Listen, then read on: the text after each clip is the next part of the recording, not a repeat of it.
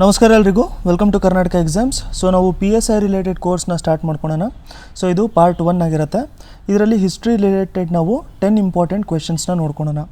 So ಇದರಲ್ಲಿ questions important ಆಗಲ್ಲ, questions related ಬೇರೆ ನಾವೇನು ಅಡಿಷ್ನಲ್ ಇನ್ಫಾರ್ಮೇಷನ್ ತೊಗೊತೀವಲ್ಲ ಅದು ನಮಗೆ ಇಂಪಾರ್ಟೆಂಟ್ ಆಗುತ್ತೆ. ಆದರೆ ನೀವು ಈ ಕ್ವೆಶನ್ಗಳ್ನೂ ಕೂಡ ನೀವೇನು ಮಾಡ್ಕೊಳ್ಳಿ ಅಂತಂದರೆ ಕ್ವೆಶನ್ ನೋಡಿದ ತಕ್ಷಣ ಪಾಸ್ ಮಾಡಿಬಿಟ್ಟು ಆನ್ಸರ್ ಮಾಡೋಕ್ಕೆ ಟ್ರೈ ಮಾಡ್ತಾಯಿರಿ. ಅಂತಂದರೆ ನಿಮ್ಗೊಂಥರ ಮಾಕ್ ಟೆಸ್ಟ್ ಥರನೂ ಆಗ್ತಿರತ್ತೆ ಮತ್ತು ಜಾಸ್ತಿ ದಿನ ನಿಮಗೆ ನೆನಪಿರುತ್ತಿದ್ದು. ಇನ್ನು ನಾವು PSI ರಿಲೇಟೆಡ್ಡು ತುಂಬಾ ಕೋರ್ಸಸ್ ಮಾಡ್ಕೊಳ್ಳೋಣ. ಅದಕ್ಕೋಸ್ಕರ ನೀವು ಸಬ್ಸ್ಕ್ರೈಬ್ ಮಾಡ್ಕೊಂಡಿರಿ, ಅದೇ ಥರ ಬೆಲ್ ಐಕನ್ನು ಕೂಡ ಪ್ರೆಸ್ ಮಾಡ್ಕೊಂಡಿರಿ. ಅಂತಂದರೆ ನಾನು ವೀಡಿಯೋ ಹಾಕಿದ ತಕ್ಷಣ ನಿಮಗೆ ನೋಟಿಫಿಕೇಷನ್ ಬರ್ತಾನೆ ಇರುತ್ತೆ. ವಿಡಿಯೋ ಕೊನೆವರೆಗೂ ನೋಡಿ. ಇಷ್ಟ ಆಗಿದ್ದರೆ ಲೈಕ್ ಬಟನ್ನ ಪ್ರೆಸ್ ಮಾಡೋದು ಮರೆಯೋಕ್ಕೆ ಹೋಗಬೇಡಿ. ಫಸ್ಟ್ ಕ್ವೆಶನ್ನು, ಇಲ್ಲೊಂದು ಕೋಟು ಅಥವಾ ಒಂದು ಸ್ಲೋಗನ್ ಹೇಳಿದ್ದಾರೆ. ಇದನ್ನು ಯಾರು ಹೇಳಿರೋದು ಅಂತ ಹೇಳ್ಬಿಟ್ಟು ಕೇಳ್ತಾ ಇದ್ದಾರೆ. ಏನು ಹೇಳ್ತಿದ್ದಾರೆ? The Muslims if contented and satisfied would become the greatest bulwark of British power in India. ಇದನ್ನು ಯಾರು ಹೇಳಿರೋದು ಅಂತ ಹೇಳ್ಬಿಟ್ಟು ಕೇಳ್ತಾ ಇರೋವಂಥದ್ದು. ಇದಕ್ಕೆ ಆನ್ಸರ್ ಬಂದ್ಬಿಟ್ಟು W ಹಂಟರ್ ಅಥವಾ ವಿಲಿಯಂ ವಿಲ್ಸನ್ ಹಂಟರ್, ಇವ್ರು ಇದನ್ನು ಹೇಳಿರೋವಂಥದ್ದು. ಸೊ ಈಗ ವಿಲಿಯಂ ವಿಲ್ಸನ್ ಹಂಟರ್ ಅಥವಾ ಹಂಟರ್ ಅಂತ ನೀವೇನು ಹಂಟರ್ ಕಮಿಷನ್ ಅಂತ ಕೇಳ್ಕೊಂಡಿರ್ತೀರ ಅವರೇ ಇದು. ಸೊ ಫುಲ್ ಹೆಸರು ಬಂದ್ಬಿಟ್ಟು ವಿಲಿಯಂ ವಿಲ್ಸನ್ ಹಂಟರ್ ಅಂತ. ಇವರ ರಿಲೇಟೆಡ್ಡು 2-3 ಪಾಯಿಂಟ್ ಇದ್ದಾವೆ, ಅದನ್ನು ನಾವು ನೆನ್ಪಿಟ್ಕೊಂಡಿರಬೇಕು. ಫಸ್ಟ್ ಒನ್ನು, ಇವರು ಯಾವ್ದ್ಯಾವುದು ಡಾಕ್ಯುಮೆಂಟ್ಸ್ಗಳನ್ನ ಅಥವಾ ಯಾವ್ದ್ಯಾವುದು ವರ್ಕ್ಸ್ಗಳನ್ನ ಪಬ್ಲಿಷ್ ಮಾಡ್ಕೊಂಡಿದ್ರು ಅಂತ. ಫಸ್ಟ್ ಒನ್ ನಾವು ನೋಡ್ಕೋಬೇಕು ಅಂತಂದರೆ the annals of rural Bengal ಅಂತ. The annals of rural Bengal ಇದನ್ನು ಇವರು ಪಬ್ಲಿಷ್ ಮಾಡ್ಕೊಂಡಿದ್ರು. ಇದನ್ನು ಕೂಡ ಕೇಳ್ಬೋದು ಸಪ್ರೇಟ್ ಕ್ವೆಶನ್ ಆಗಿ, ಇದನ್ನು ಯಾರು ಬರೆದಿರೋದು ಅಂತ. ಇನ್ನೊಂದು ಬಂದ್ಬಿಟ್ಟು a comparative dictionary of non Aryan languages in India. So a comparative dictionary of non Aryan languages in India ಅಂತ. ಅದಾದಮೇಲೆ ಬರೆದಿರುವಂಥದ್ದು the imperial gazetteer of India.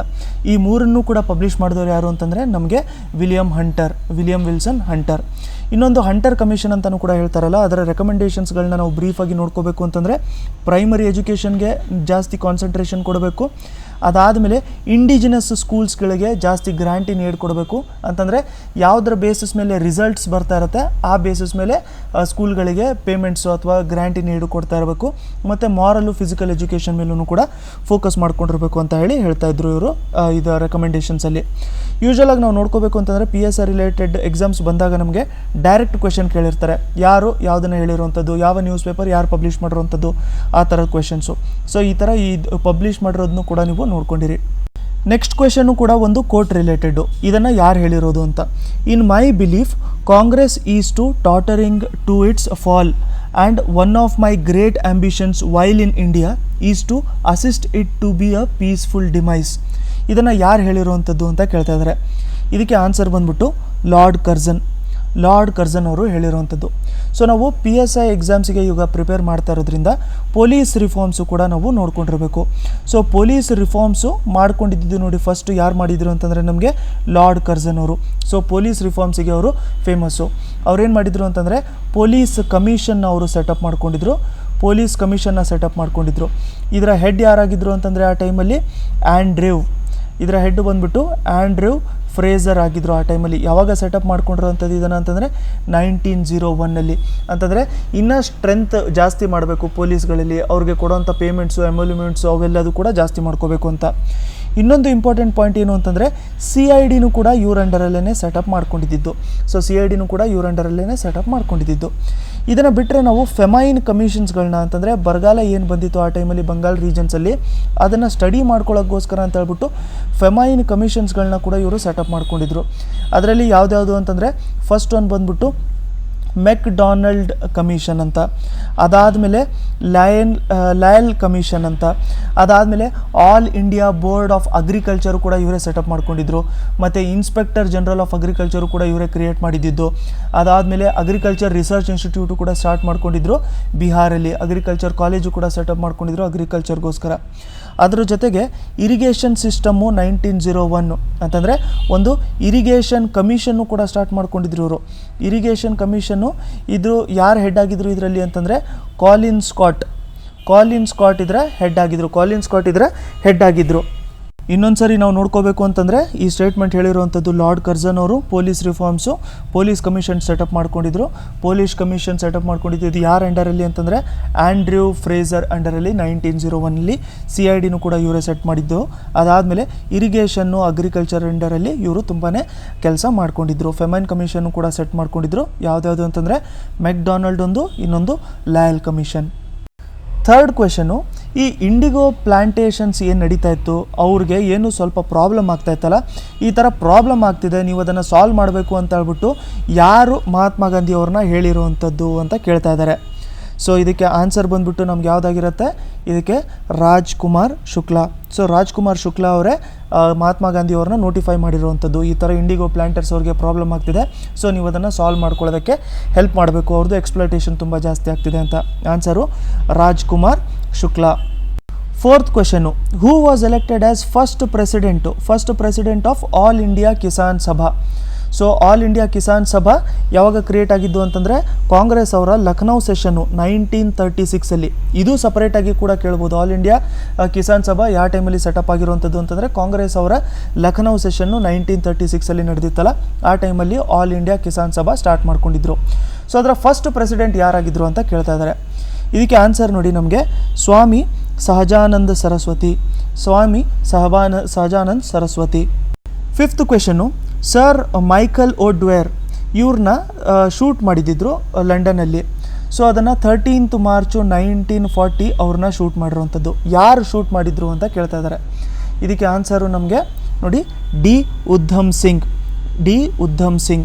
ಇವ್ರನ್ನ ಯಾಕೆ ಶೂಟ್ ಮಾಡಿದ್ರು ಅಂತಂದರೆ ಈ ಜಲೈನ್ ವಾಲಾ ಬಾಗ್ ಮೆಸಾಕರ್ ನೀವು ಕೇಳ್ಕೊಂಡಿರ್ಬೋದು. ಏಪ್ರಿಲ್ 1919 ಏನು ನಡೆದಿತ್ತು ಪಂಜಾಬಲ್ಲಿ ಜಲೈನ್ ವಾಲಾ ಬಾಗ್ ಮೆಸಾಕರು.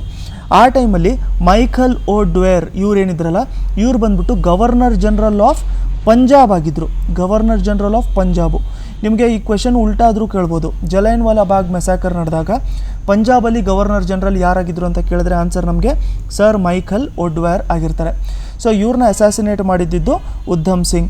ಸೊ ರೀಸೆಂಟಾಗಿ ಏನು ಮಾಡಿದರು ಅಂತಂದರೆ ಉತ್ತರಾಖಂಡಲ್ಲಿ ಒಂದು ಡಿಸ್ಟ್ರಿಕ್ಟಲ್ಲಿ ಒಂದು ಜಾಗನೂ ಕೂಡ ಉಧಮ್ ಸಿಂಗ್ ನಗರ್ ಅಂತ ಹೇಳ್ಬಿಟ್ಟು ಹೆಸರಿಟ್ಟಿದ್ರು. ಇವ್ರನ್ನ ಅಪ್ರಿಷಿಯೇಟ್ ಮಾಡೋಕ್ಕೆ, ಇವ್ರನ್ನ ಆನರ್ ಅದಕ್ಕೋಸ್ಕರ ಇದು ನ್ಯೂಸಲ್ಲಿತ್ತು. ಸೊ ಸರ್ ಮೈಕಲ್ ಓ ಡ್ವೇರ್ನವ್ರನ್ನ ಯಾರು ಶೂಟ್ ಮಾಡಿದ್ದು ಅಂತಂದರೆ ಉಧಮ್ ಸಿಂಗ್. ನೆಕ್ಸ್ಟ್ ಕ್ವೆಶನು, ಈ ಮಾಂಟೆಗೋ ಚೆಲ್ಮ್ಸ್ಫೋರ್ಡ್ ರಿಫಾರ್ಮ್ಸ್ ಅಥವಾ ಮಾಂಟೆಗೋ ಚೆಲ್ಮ್ಸ್ಫೋರ್ಡ್ ಆ್ಯಕ್ಟ್ ಏನು ಪಾಸ್ ಆಗಿತ್ತು 1919, ಆ ಟೈಮಲ್ಲಿ ಇಂಗ್ಲೆಂಡಲ್ಲಿ ಯಾರು ಪ್ರೈಮ್ ಮಿನಿಸ್ಟರ್ ಆಗಿದ್ರು ಅಂತ ಕೇಳ್ತಾ ಇದ್ದಾರೆ. ಸೊ ಮಾಂಟೆಗೋ ಚೆಲ್ಮ್ಸ್ಫೋರ್ಡ್ ಆ್ಯಕ್ಟು ಇದರ ರಿಲೇಟೆಡ್ ಏನು ಕೇಳ್ತಾ ಇರ್ತಾರೆ ಅಂತಂದರೆ, ಸೊ ಇದು ಮಾಂಟೆಗೋ ಚೆಲ್ಮ್ಸ್ಫೋರ್ಡಲ್ಲಿ ವೈಸ್ರಾಯ್ ಯಾರು, ಗವರ್ನರ್ ಜನರಲ್ ಯಾರು, ಆ ಥರದ್ದು ಏನಾದ್ರು ಕ್ವೆಶನ್ಸ್ ಕೇಳ್ತಾ ಇರ್ತಾರೆ. ಬಟ್ ಆ ಟೈಮಲ್ಲಿ ಪ್ರೈಮ್ ಮಿನಿಸ್ಟರ್ ಯಾರಾಗಿದ್ದರು ಇಂಗ್ಲೆಂಡಲ್ಲಿ? ಆನ್ಸರ್ ಇದಕ್ಕೆ ಬಂದ್ಬಿಟ್ಟು ಲಾಯ್ಡ್ ಜಾರ್ಜ್ ಅವರು ಆ ಟೈಮಲ್ಲಿ ಇಂಗ್ಲೆಂಡಲ್ಲಿ ಪ್ರೈಮ್ ಮಿನಿಸ್ಟರ್ ಆಗಿದ್ದರು.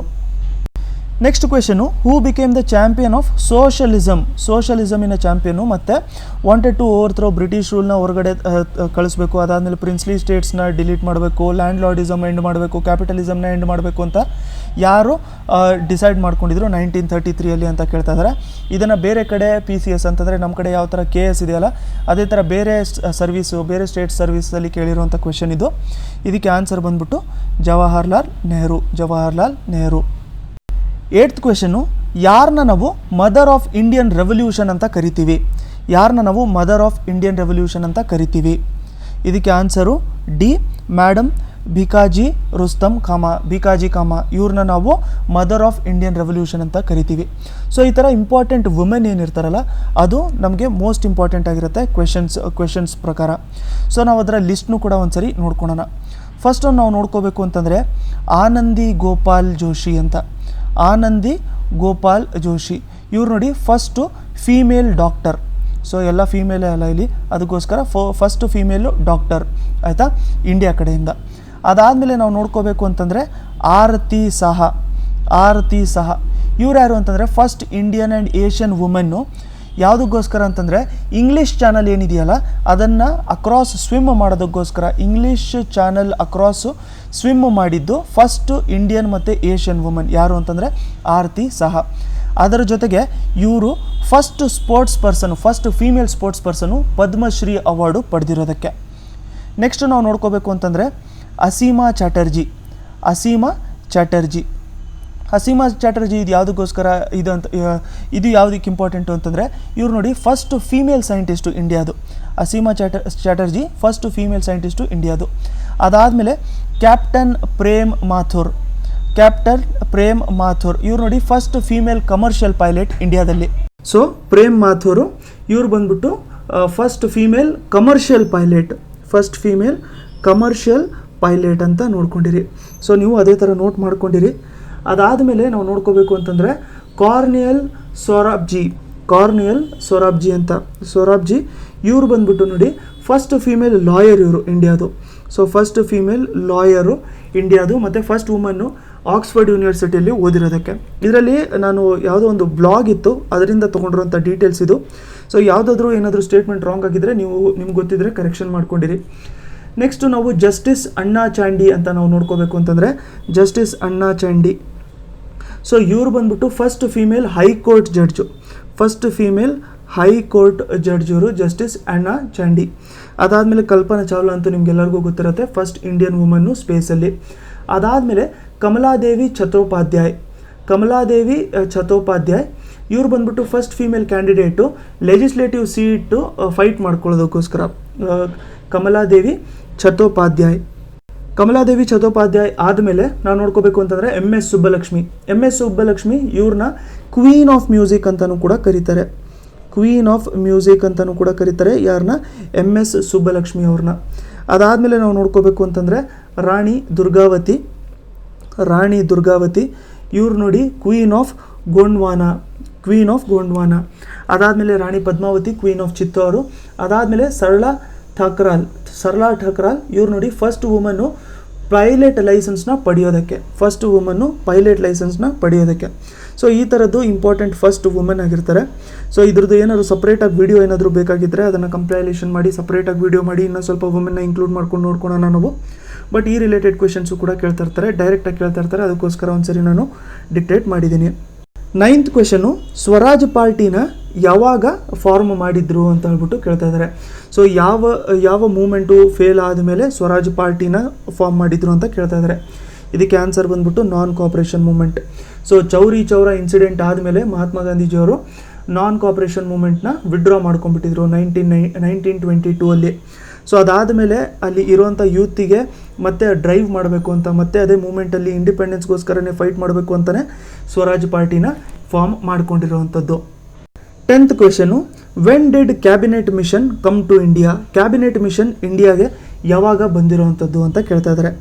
ಇದರಲ್ಲಿ ಆನ್ಸರ್ ನೋಡಿ ನಮಗೆ ಮಾರ್ಚ್ 1946 ಆಗಿರುತ್ತೆ. ಸೊ ಇವಾಗ ನಿಮಗೊಂದು ಕ್ವೆಶನ್ ಕೇಳ್ತೀನಿ ನಾನು. ಒಂದು ಯೂಶ್ವಲಾಗಿ ತುಂಬಾ ರಿಪೀಟ್ ಆಗುವಂಥ ಕ್ವೆಶನು ಗಾಂಧಿ ಇರ್ವಿನ್ ಪ್ಯಾಕ್ಟು ಯಾವಾಗ ಸೈನ್ ಮಾಡ್ಕೊಂಡಿದ್ದು?